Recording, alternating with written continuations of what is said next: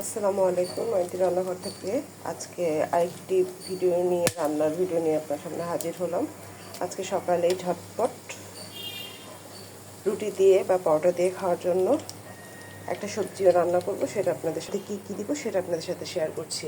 এখানে আলু আছে প্রায় আধা কেজির মতো, মুরগির বুকের মাংস ছোট ছোট করে কিউব কিউব করে কেটে নিয়েছি, আদা রসুন পেস্ট করা, আর আছে পেঁয়াজ, হলুদ আর মরিচ। এই আমার উপকরণ। এখন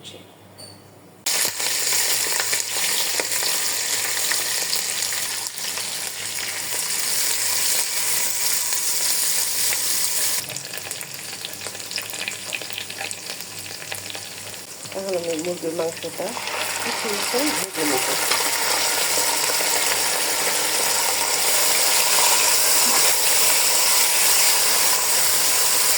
মুরগির মাংসটা ভাজা হয়ে গেলে আমি লবণ দিব, আদা রসুনের পেস্টটা দিব,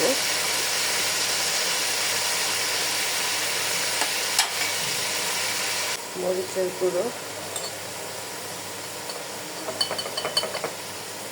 আর হলুদ দিয়ে কিছুক্ষণ ভেজে নেব।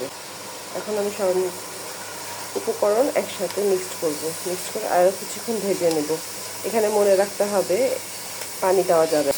আমার বাচ্চারা যখন বাসায় সবজি খেতে চায় না, তখন আমি এই টিপসটা আমি সবসময় রেখে দিই।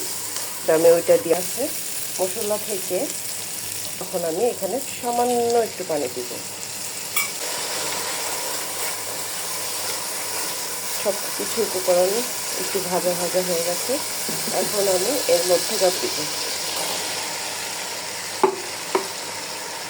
এখানে গাজর দিলেও ভালো লাগে, পেঁপে দিলেও ভালো লাগে। আমি গাজর পেঁপে দিয়েও করি, খুবই মজা হয় আলহামদুলিল্লাহ। এখন 5 থেকে 6 মিনিট ভাজতে থাকবো। এখানে আলু থেকে অনেক পানি ওঠে, তারপরে আমাদের পানি দিতে হবে।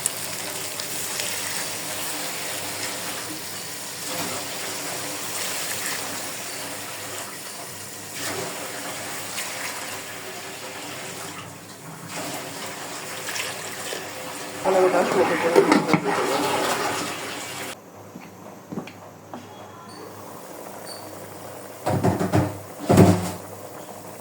খুব সুন্দর একটা স্মেল আসতেছে।